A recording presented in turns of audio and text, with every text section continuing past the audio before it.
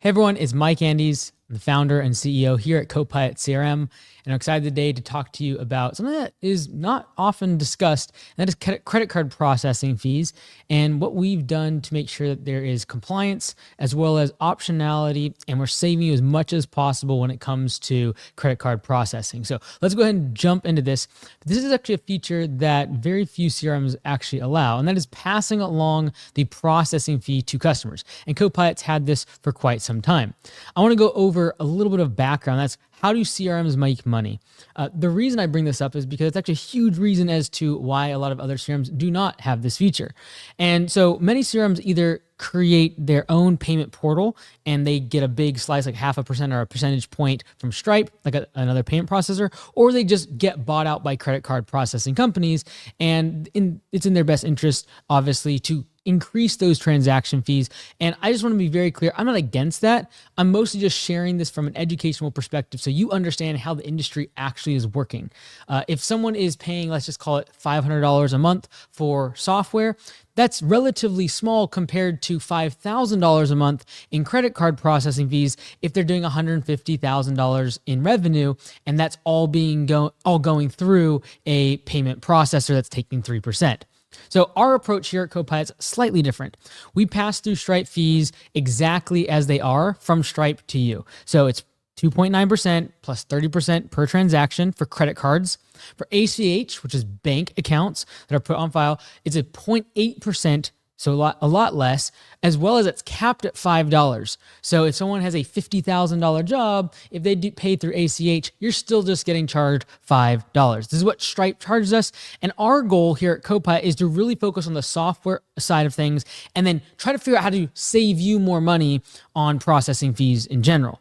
And this goes without saying, but if we can get more customers to sign up with ACH compared to credit card processing fees, we would save a lot of money.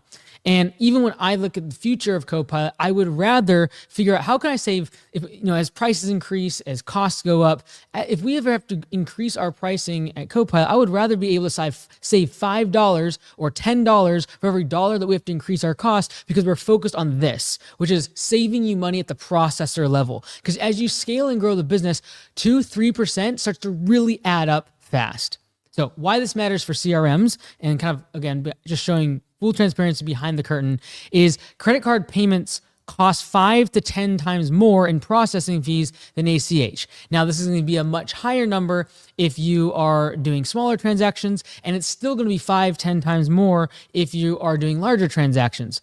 On a $10,000 installation project, a $5 ACH fee is a whole lot less than $300 in credit card processing fees. In that case, that'd be a 60 times difference in terms of fees. So this is really why a lot of software systems and CRMs steer you towards using credit cards. And it's just the flat is they make more money. And again, I am not opposed to that. I just believe that at Copilot, our focus is how do we make the software better and save you so much on that side that if we need to charge more for the actual subscription, I'd rather do that, but not have to take 1%, 2%, 3% extra on every single transaction. So why this matters for you in your business, and if you're like myself, I've paid $4,000, $5,000, $6,000 a month at my locations just on credit card processing fees, and that's a lot. And so 3% card processing on $1 million business is $30,000. You're like, well, that's not so bad. I agree, but if you're running a 10% profit margin business, that's 30% of your profits are going out the door to credit card processing. So it is actually a very key fundamental part of being a profitable home service business. Now, there are some legal considerations, and that's actually why we're making this move right now. Passing credit card fees along to customers is actually illegal in 8 different states. And I kind of think this is going to continue in a few other states as we see legislation coming down. And so it's actually illegal to use this feature inside of Copilot in some states. In many others, you do need to offer some form of no fee transaction. So if you're going to charge for credit card processing, you need to be able to offer check or ACH completely free. And that is without any fees and without any extra processing fees passed along to the customer. So our response to this, to make sure that everyone is compliant and to ensure that we still allow this functionality and bring down processing fees as much as possible, is that this summer, we're going to eliminate ACH fee pass-through entirely. So what we're doing here is keeping the optionality for you to pass your credit card fees along to your customer for credit cards, but for ACH, we're taking away the ability to do that. Now, you say, well, why are you taking that away? Because then we can be compliant in most states by knowing without a shadow of a doubt that there is one form of payment, ACH, that is allowed to be paid without any fees. So it's going to really help us with compliance instead of completely ripping out this feature. So we know this feature is important. We don't want to take it away, and we want to make sure you're compliant. To do this, you also going to want to make sure you're compliant with your local laws, because if you're one of those 7 states or 8 states that right now don't allow any sort of fee pass along, you want to make sure you are compliant with your local laws. So what's coming this summer?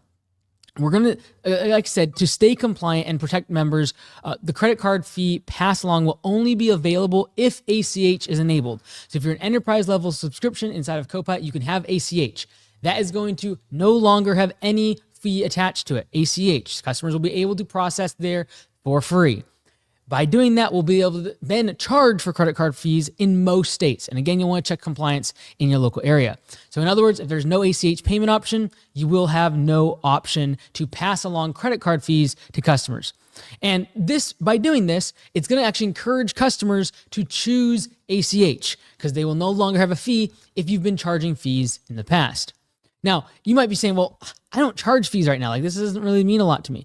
But we're still exploring a lot of different ways to be able to nudge customers throughout their process of getting an estimate set up, throughout the process of getting card information on file or ACH on file. We're trying to nudge customers in the direction of putting an ACH on to save you a lot of money. Because again, if I can bring down my processing fees by 80, 90% by getting my customers more on ACH, that's a huge win. And so we're going to be exploring how can we do this throughout the summer and throughout the end of this year at Copilot to be able to, from a software in-app, to push your customers to use ACH more instead of credit card. Now, again, if you are charging processing fees and it's gone super smoothly, awesome. I know a lot of people have said, hey, like no one bats an eye. Fantastic. You're adding 3% straight revenue to your bottom line. That's fantastic.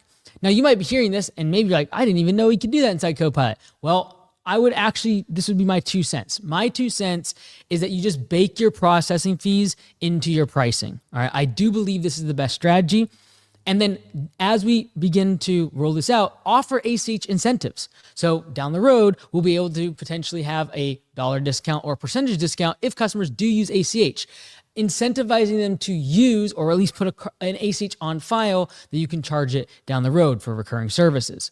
Now, the reason I have this stance is that by having a 3% processing fee added to the customer on each transaction, you are effectively charging 3% more.